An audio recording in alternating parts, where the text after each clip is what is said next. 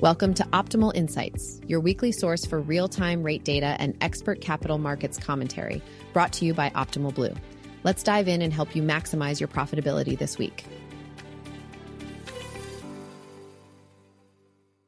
Welcome to Optimal Insights. I'm your host, Jim Glennon, Senior Vice President of Hedging and Trading Operations at Optimal Blue. Our clients and industry partners have long relied on Optimal Blue for trusted insights and commentary, and these podcasts are an evolution of our commitment to keeping the industry informed. Let's dive into today's episode. Welcome, everybody. Welcome to the show. We've got a ton to talk about today. It is the week of our summit. Hopefully, y'all are watching this from Phoenix, Arizona, and we'll be seeing you over the next couple of days. But either way, whether you're there or not, really good episode to pay attention to today and take some time to listen in the interest of making sure that you know what to watch, whether you're an originator, capital markets person, or just someone interested in the mortgage industry. We got some great commentary coming up. So we'll start out, as always, with a market update with Alex and James. A lot to consider there. Y'all probably saw the Supreme Court shot down Donald Trump's tariffs. Obviously, a lot to consider there. Not necessarily a black and white deal. We'll get into some of those details as well as some numbers and some other things to think about in the economy. And then after that, we will recap the MBA Servicing Conference with Mike and Vimi of Optimal Blue. You may not watch very closely the servicing industry at all, but there's a lot of moves being made right now in that space. There's a lot of M&A going on, not just in the lender space, but in this servicing space. And there's a pretty big surge in M&A, but at the same time, also new entrants coming into the market, which is sort of unusual, right? Sometimes we worry about M&A meaning just consolidation and lack of competition, but at the same time, we're seeing new entrants come into that market, which is, I think, it's pretty exciting in the way, the way capitalism should work. It's pretty fascinating, actually. So it's well worth the time to listen and consider how either your organization, or if you're a borrower, like how your lender is handling servicing. Before we get to the market update, a little bit of data. The OBMMI is still just kind of swinging around 6%, but generally hanging below 5.99. So very good news there. The 10-year below 4.1, and still continuing to see volume surge right now. So all good news from the rate and the volume front. Let's go check in with James and Alex and see what's going on in the market. Good morning, everyone. We hope you had a great weekend and hopefully are out in Arizona right now at our Optimal Blue Summit.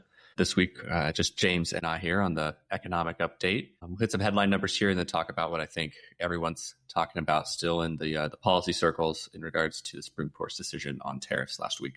Initial jobless claims dropped a little bit last week, floating right around 200,000. That's not too far out of the ballpark for what we've come to expect out of that number week over week. We are closer to 250, kind of that red line when we get worried about how many initial jobless claims we're seeing each week. But to see it tick down about 30, 40,000 jobs last week was a positive sign. But again, we always want to see continued trend in that direction. We got trade numbers last week. I think, the big thing there is that the tariffs that are in place haven't stymied America's demand for foreign goods, still showing a deficit there of 900 billion. And just one interesting note out of that, if you really dug into the numbers, with the AI boom going on and companies diversifying their supply chains away from China, U.S. actually imported more from Taiwan than they did from the Chinese mainland last year. Looking at PCE inflation numbers, it came in a little bit hot, 0.4% versus 0.3% was the expectation. Year over year, it came in 2.9%, showing a little bit of an acceleration there in PCE. So not what we want to see. But PCE excluding energy and housing was at 3.3%, showing that actually in this particular release that energy and housing numbers were actually deflationary, pulling it down to under 3%. I think the big takeaway here is just that number creeping up towards 3%. We've been in the 2-point-something camp. I've heard some jokes in economic circles now that, the Fed targets a 2-point-something inflation rate at this point. And seeing it creep up there and by some metrics being north of 3% is a little bit concerning. So we'll have to keep an eye on that. But let's get to the big thing for this week. I believe it was Friday. The Supreme Court struck down Trump's initial tariff regime. James, what are your initial takes on that? Yes, it's funny. Sometimes when we group up for these, what are we going to talk about? We've got inflation, we've got jobs. Is there anything else out there? This one, this is a weekend where we knew exactly what we were going to be talking about. So Friday, the tariff ruling comes out. It is definitely interesting because it's a 6-3 ruling saying that the structure of the tariffs that the administration had been using was not legal. They had been using a statute called IEEPA. Basically, Donald Trump was able to blanket tariffs across countries, saying it was a emergency act, citing fentanyl and the trade deficit as the emergency that needed to be fixed.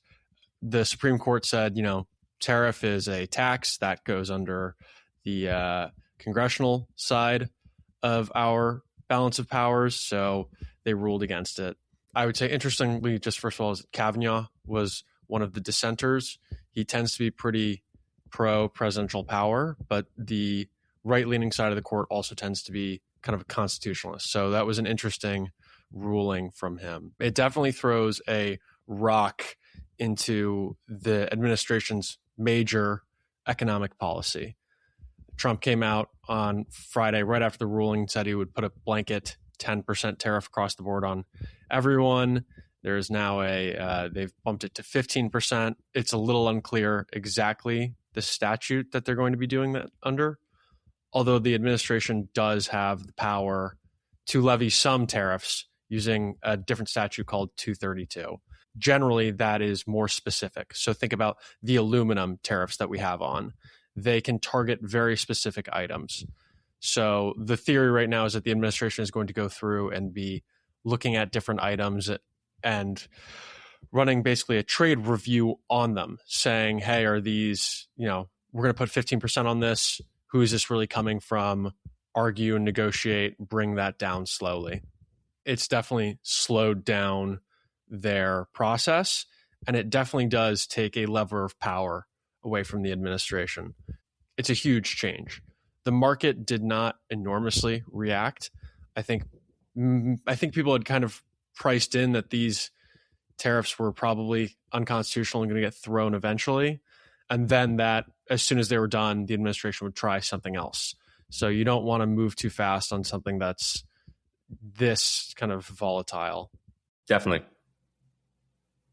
I think I had the same takeaway in regards to the market action on Friday. I would have expected a larger move had the market actually priced out tariffs.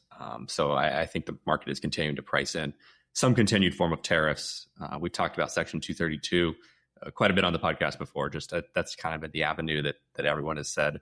If the Supreme Court throws it out, they'll just default to this, but it'll make the way these tariffs are collected and enforced just that much more complex. And again, like you said, they're going to have to do a product by product review. It's no longer going to be a 20% tariff on any products from the EU.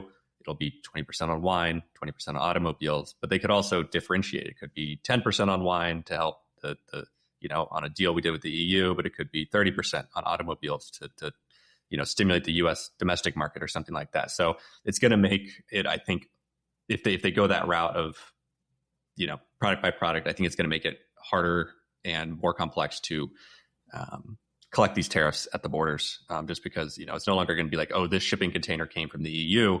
This shipping container contains 20% of this, 30% that. So that's interesting to me.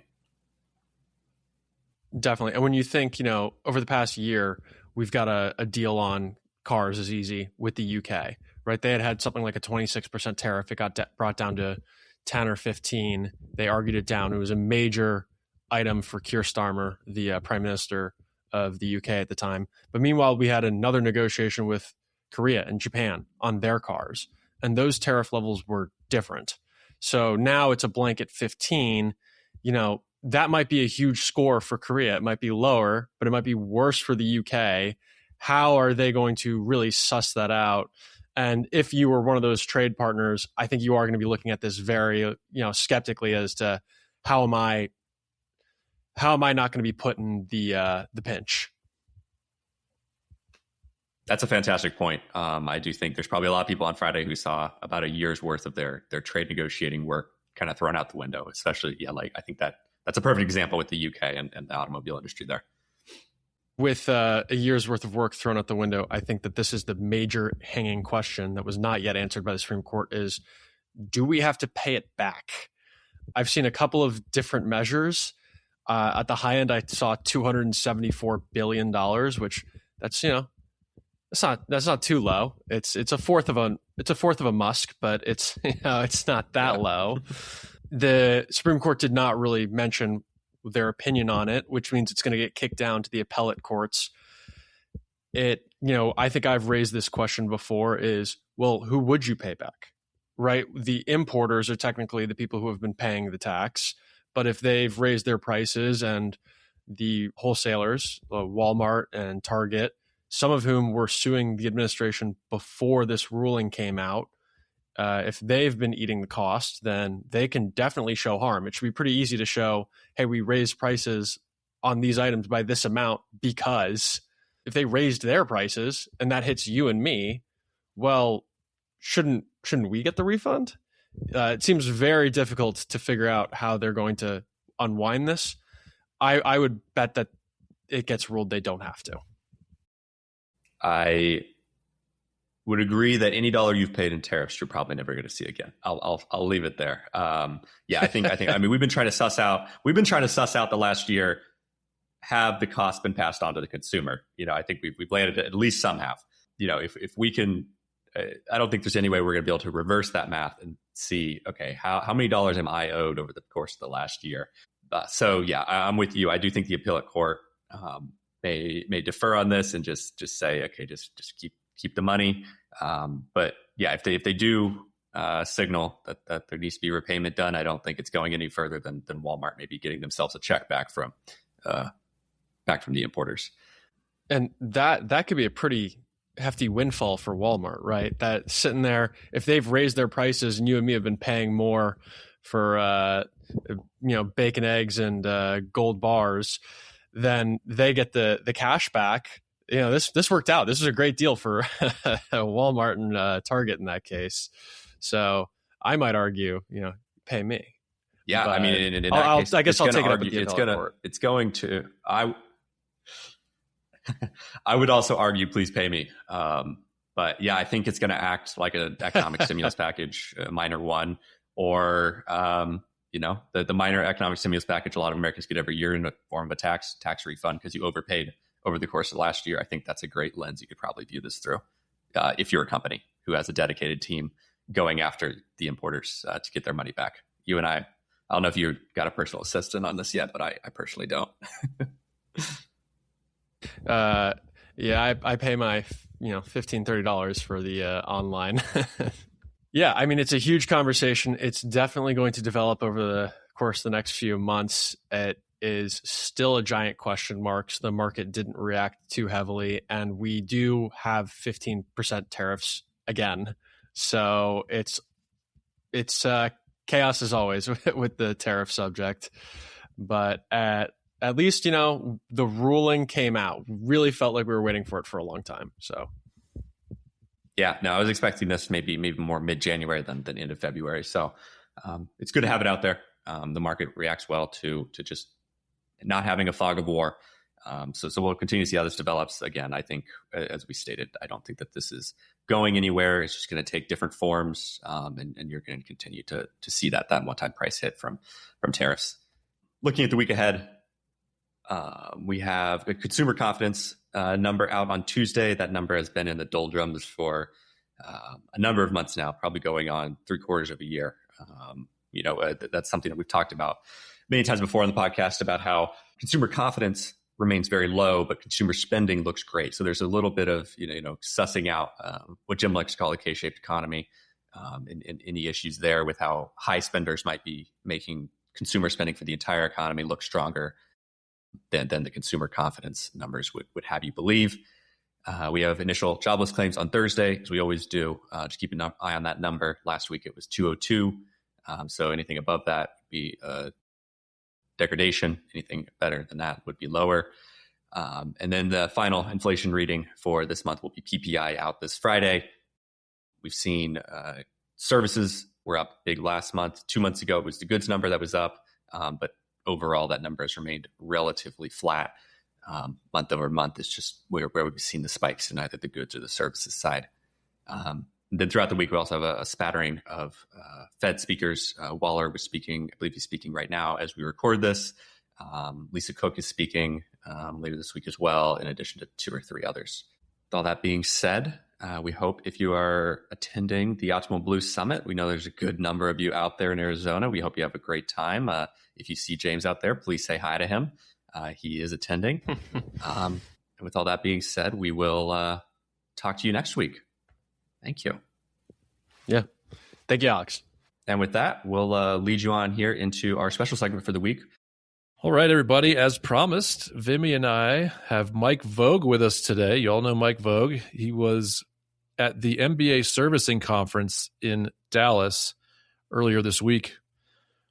I mean, don't know where to start. Vimi usually goes to this conference. We have a lot going on at OB, so Vimi wasn't able to make it. But we wanted to be sure we sat down with Mike here to get the highlights. What are people talking about in not just the servicing space, but just everything that wraps around that, right? There's a lot of M&A going on right now, which we'll get into here in a sec.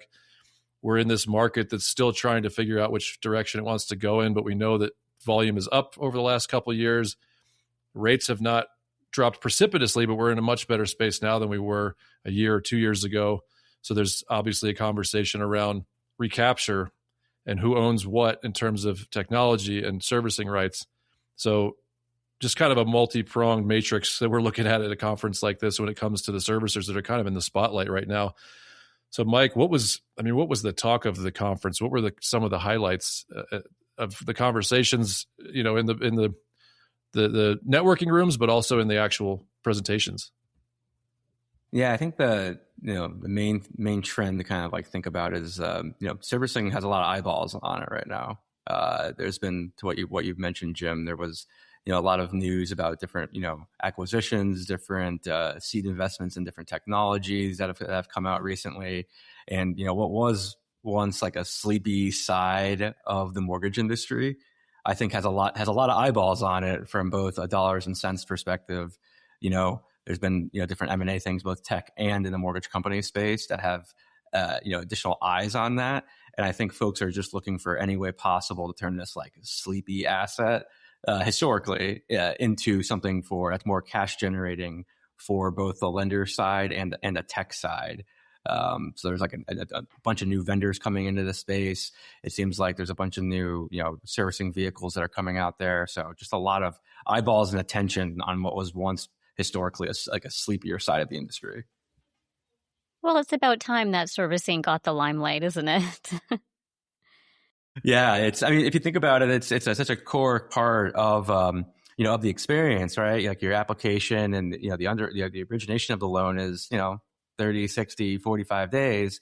Servicing is years, right? It's actually where you touch point with the borrower, much more, and especially if there's anything like delinquencies or foreclosures, it becomes a very high touch thing. So arguably, the origination is just like the beginning part, right? So it's interesting that the industry is kind of changing their focus to this now, but there's a lot of reasons why, which I think we'll get into. Yeah, I mean, for our listeners who may not think about this very much, because it very much is a behind the scenes, sleepy kind of area of the industry. We do, the last couple of years, we've done about $2 trillion in originations as a whole industry, but all of those loans are being serviced somewhere, and they don't stop being serviced. So the number, I don't know exactly what it is, but it's well above $10 trillion worth of loans are out there somewhere being serviced, and many of them are on a couple incumbent platforms over the past couple of decades. And that seems to be changing rapidly, is what you're saying, right? That there's more kind of, everybody wants to kind of bogart their area of the business and their servicing so that when opportunities arise to either get more efficient on how they service loans, or better yet, when they want to refinance some of these loans, that they have a closer connection with those borrowers. Yeah, definitely. Like one of the trends that we've seen start to play itself out here a little bit is, think of like a servicing system, kind of like an LOS, but for the servicing of the loan, right? So it's the system of record. It's where you're keeping track of the payments going to the investor who owns the actual loan, right? Like only that like quarter or 0.25 of your interest rate typically is going to the servicer. The rest of the P&I goes to the end investor. So they have to keep track of all of that. They're also keeping track of taxes, insurance, dealing with touch points around delinquencies. There's different laws within every state that kind of impact that. And historically, there was a one very large incumbent in that space. And we've started to see some new entrants come into the space. We've seen a couple companies that were predominantly known as a loan origination software start to open up a servicing channels. There are servicing businesses. We've seen some venture-backed companies with some very large backing from Silicon Valley come in the space. We've also seen, just a lot of investment there. So we're seeing some market share change from that incumbent to these other players. Were those other players represented at the conference quite well, like with respect to booth space and participants speaking on panels? Like, I'm curious about how loud they're being about their new initiatives. Yeah, I mean, I think they're being pretty loud, and then also you're seeing just in the news, right, as well. I think the news came out that New Res made a very large investment in an upstart servicing company called Vallon. So like that's an interesting play right there. We've seen even people like our sister company Dark Matter, like they have a servicing platform that they just rolled out. I heard rumblings of a number of other LOSs that are thinking about getting in the servicing space because they have a lot of that data, a lot of those same touch points with folks. And then kind of the next big word that was on the tip of everyone's tongue was Recapture. There was a ton of vendors there that were focusing in Recapture. LOS's servicing systems, we're all also thinking about different ways where they could have a recapture engine of some kind. And it was a really good conference for Optimal Blue because a lot of times sometimes these servicing technologies, just how the origination side doesn't think about servicing, sometimes servicing doesn't think about originations. And so making sure that when they're looking at things like retention, right, that they realize the importance of having that directly connected to your PPE, for example. Not good enough to use a rate that you see on CNBC. It's not good enough to just like do the back of the envelope, like P&I math that you could do in Excel. There are way more moving factors that go into the rate that's offered to the borrower. And if you're not connected to a PPE, I think it's very difficult to have a really good retention operation. So I think it will be interesting to see if, Optimal Blue partners with some of these other, kind of like servicing providers to help that, or to, partner directly more with the existing products that we have. Yeah, that's an excellent point, particularly your point about the rates, right? Like, of course, you want to have something like the OBMMI, which is tracking so much of the industry. And with our integration to the PPE, it obviously allows for very granular pricing scenarios so that our clients are really putting their best foot forward in terms of what they're offering the borrowers.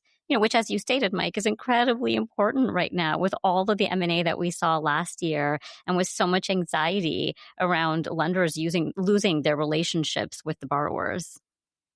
Yeah, and that was kind of the underlying current, I would say, at the conference was folks making sure that they had that touch point with the borrower, right? So the idea of retention in servicing it's always been a little divisive of like, do we include it in the valuation? Do we not include it in the valuation? When do we? When can we? But from an economic standpoint, that touch point with the borrower is very valuable. And I think in previous lives I've seen that like if a 10% increase in recapture, right? So going from like a 10% retention rate to a 20% retention rate is almost like a molt of servicing value, right? So like you're really making that servicing valuation more aggressive, and that's actually really awesome for the origination side. If you have a really fine-tuned recapture model and you think that you could pass, you can get 10-20% retention, and that increases your valuation or your of what you believe the servicing right is worth, that means that you could increase the price of these loans that you're offering out to the street. And then that goes, with bond math, price up, rate down, right? So you'll get a better rate to the borrower as well. So there's this like flywheel effect that I think folks are really becoming aware of. And that I think has led to some of this changes that we've seen with who's using what servicing technology, because now folks are really worried that, hey, if I'm using a servicing technology that maybe is owned by a lender, for example, like that becomes difficult. If I was getting my loan subserviced, for example, I might need to now think about using a different subservicer. If, for example, my subservicer was Cenlar, right? Cenlar was acquired by PennyMac a couple of weeks ago. And if I was using Cenlar as a subservicer, I'd have to seriously consider thinking about changing that. Now, it doesn't mean that PennyMac gets to see all of your loans, but like, do you, it is still captured by PennyMac, right? Like, wouldn't you want to have that on something that is more aligned with what you're trying to do in terms of keeping those loans within your four walls? So I think that's another big driver of what we've seen. You've kind of seen some shakeout as well from the Mr. Cooper Rocket transaction there as well, with folks kind of switching providers, going there, and folks, pontificating or scheming about, hey, I'm going to put my loans on this one or that one. And there's a lot to consider there. But I think the territorial rights of the servicing of who's going to recapture it is a big driver behind all these other trends. Yeah, I kind of love this from the perspective of just anyone looking at this and thinking about the competitive aspects of it, right? So on one hand, you do have these behemoth lenders who have been merging, right? You think about M&A, usually you think about a larger and larger entity that potentially takes competition away. But in the servicing space, it feels like the focus is more like we're just starting to grow. Like you said, there were a couple incumbents in this space years ago, not many years ago. And now there's M&A, but there's also new entrants coming into the market and creating competition and creating new things to think about when you decide who you want to partner with as a sub-servicer. And also just, again, gets the servicing conversation out in the ether where we used to never, honestly, pre-COVID, I feel like we didn't talk about it nearly as much, but COVID kind of forced a lot of smaller lenders to retain servicing. So if you're an originator out there and you're wondering, you should ask your head of secondary or capital markets, do we retain servicing? And that's a huge advantage right now for all the reasons that Mike and Vimy have been talking about. If you're selling the servicing on every loan that you originate, which a lot of lenders still do, you are essentially handing off that relationship with that borrower to someone else. And you don't know what they plan to do with that loan in the future. They may have a recapture machine or they may not, but meaning they might aggressively pursue your borrower down the line when rates dip 0.5%, or they may not. If you own that servicing, if you're retaining it, you have that first kind of right of refusal in a lot of cases where you own that servicing piece and you have full visibility into what that borrower is doing in terms of payments and what their balances are and what the value of their home is. And I don't know, right now it just feels like that's becoming an even bigger conversation, which I think is healthy for lenders to think about. And if you're not retaining servicing, that pressure continues to grow, I think, as we came from this $5 trillion a year market to a $2 trillion one. There's just less to go around. Like, you have to be thinking ahead on what I'm going to do hopefully with this current borrower in 12 to 18 months from now. You're exactly right, Jim. And I think you brought up a good point about how servicing has become much more of a conversation since COVID. And just to help our audience recall, at that time, we actually saw so many lenders retaining servicing because there was kind of a negative bid on servicing at the time. So a lot of lenders switched to retaining.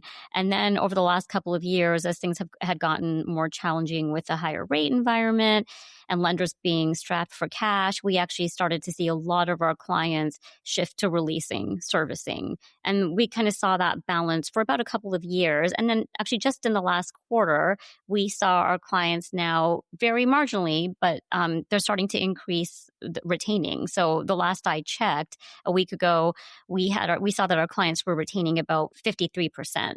So again, marginal increase, but it's not 50-50. So I think a lot of this is because of exactly what we've all been talking about. And Mike, to your points about the hot topics at the conference, I mean, everyone is just terrified of losing that borrower relationship. And honestly, they should be. So whatever you can do at this point. Yeah, that's a great stat.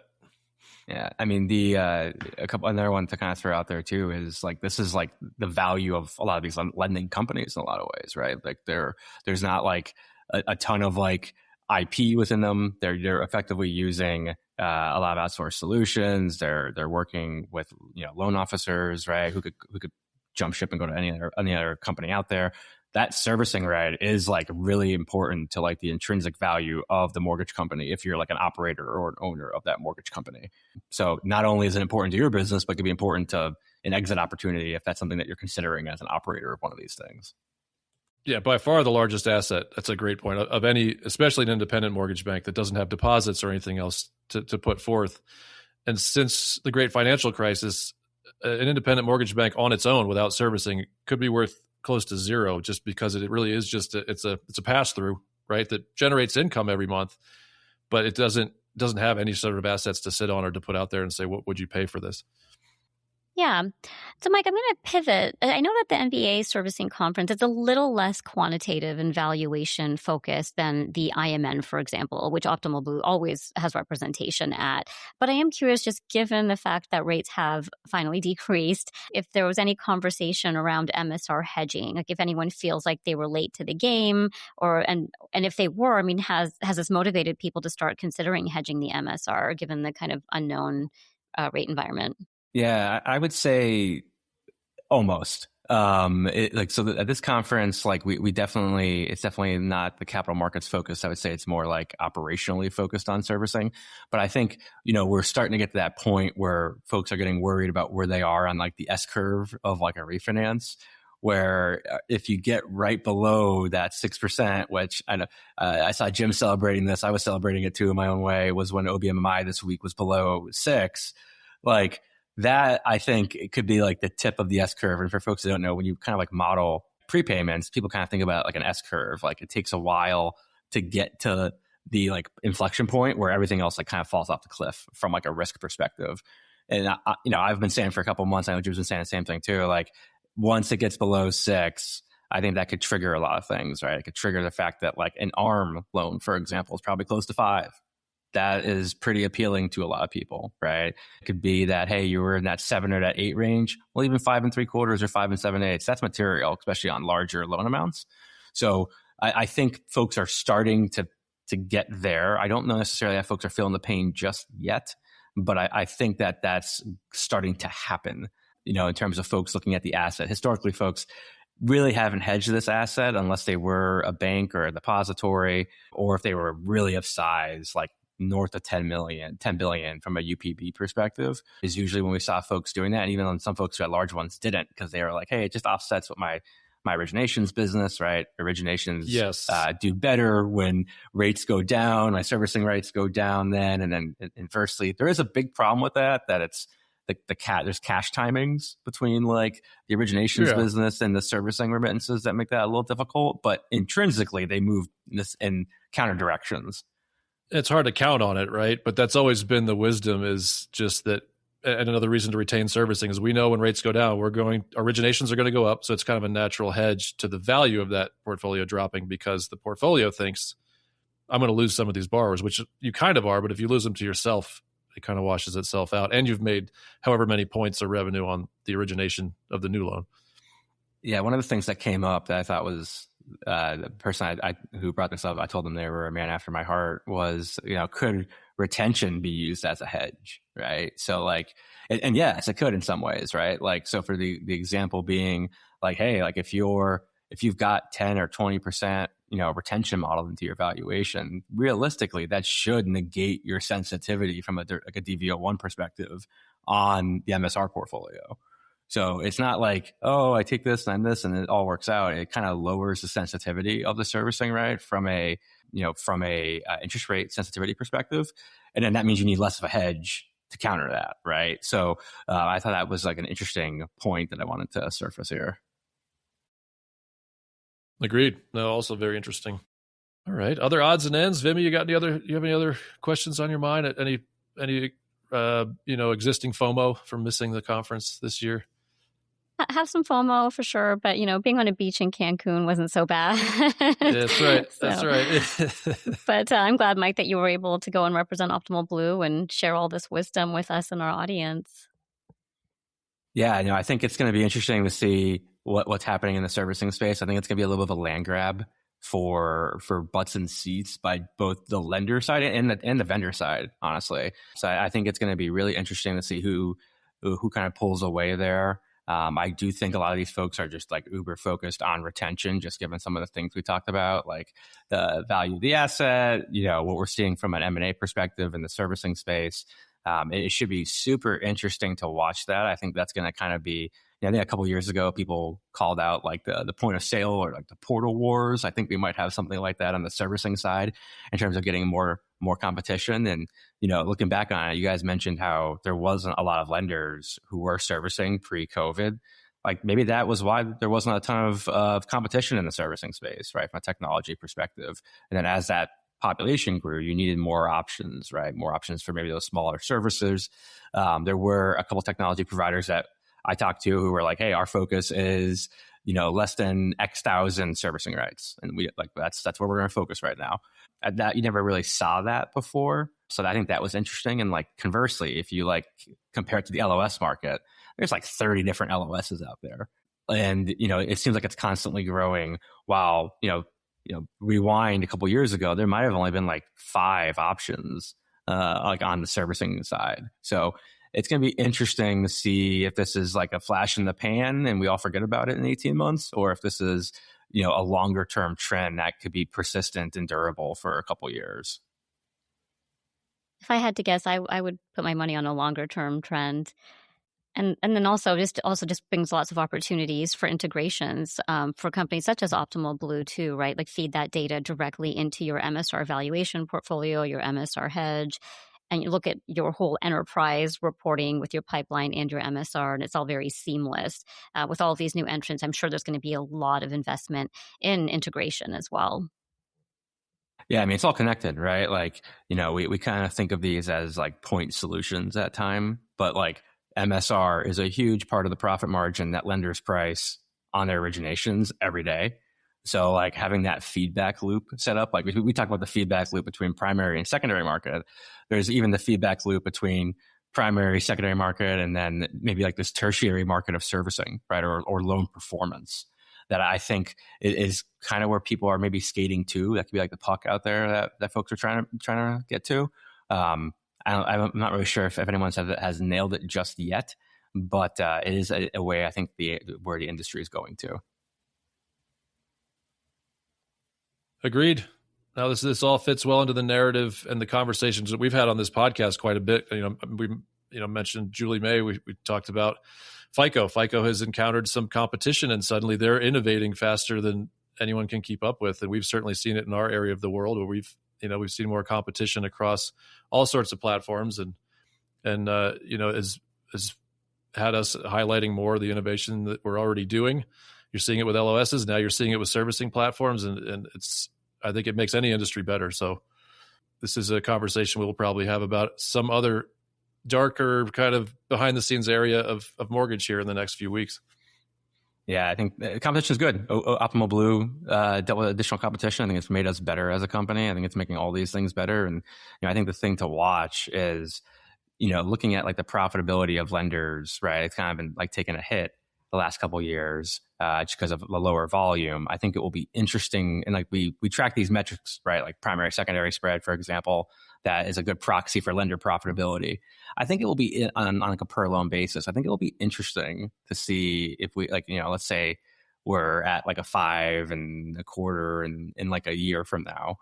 It'll be interesting to see if the spreads stay the same. So like, will the promise of this technology actually shave margin off the transactions? I don't think we've seen that yet, honestly. And that pains me as a mortgage technologist, but like, I don't think we've seen that. And so I think it will be interesting if you can connect these 3 kind of like feedback loops together. And the technology is really good and tightly integrated and, kind of like a full end-to-end solution. Will we see like a permanent lower spread, right? Because lenders have less overhead, less people, better technology, more automation, et cetera. That's the long-term trend I want to watch, but no evidence at present day. But the dreamer in me is hoping for that. Yeah, it's been 6 or 7 years since we've had an opportunity to see that in kind of a natural environment. Like the 2020 it had to be nearly impossible to just go out and figure out how to scale up for that. But yeah, the last time we really saw kind of a gradual increase in volume where you could try to measure, are people hiring incrementally headcount and adding to then their overall cost to meet that new volume requirement? Or are we able to get there with keeping costs low, right? I mean, that's why we're all here. That's why we're all providing better and better technology is to allow that scale to build, hopefully in a bit of a controlled manner, but to be able to not continue to add headcount or costs and bring that, what is it, $11,000 or $12,000 out on average cost per loan? Can we get that lower and lower as we continue to do more and more loans and really see that profitability grow for the average mortgage lender. Yeah, and I think it was a topic there. It's a topic every time you turn on the news where it seems like a lot of the CEO class of people is talking about like never hiring again or keeping organizations flat, just backfilling with AI. And again, I don't know if we've seen that just yet. Maybe we will, especially not in the mortgage industry, not yet. But if that's possible, like, hey, instead of managing 5 people, you're managing 5 bots, and that means that you could do X% more work but deliver more value to the borrower, right? It's not all doom and gloom. There's a positive angle here as well.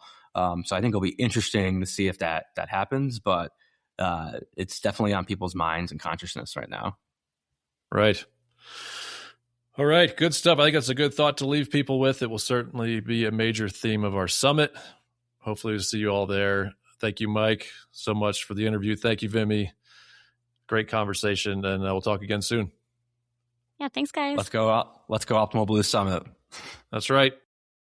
Okay, let's close this thing out. Big thanks to Alex and James, of course, for the market update. And Mike, Vimi, awesome interview. Thanks so much for taking the time to talk with me. And we'll see you all at the summit this week. That's it for today. Join us next week for another episode of Optimal Insights, where we'll continue to provide you with the latest market analysis and insights to help you stay ahead. Check out our full videos on YouTube. You can also find each episode on all major podcast platforms. Thanks again for tuning into Optimal Insights.